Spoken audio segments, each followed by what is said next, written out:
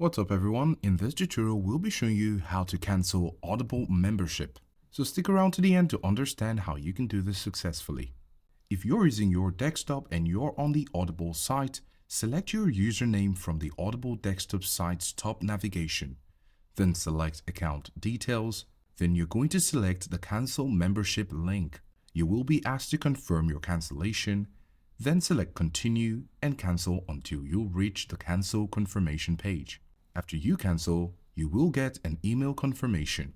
If you're using your mobile device, you can go over to the web and then select the hamburger menu, select your account, and then locate the Cancel Membership. Also, like the first option, when you cancel, you will also get an email confirmation about your membership status. If you'd like to cancel your membership on the Amazon site, you can go over to your Amazon account, select your name, which usually says hello in your name, select Accounts and List, and then under Account and Subscriptions, select Audible Membership. When you select that, you will see the option to cancel membership. You will be asked to confirm your cancellation, then you're going to select Continue to cancel. As with the previous options, you will as usual get an email confirmation of your cancellation. Let us know if this was helpful and thanks for watching.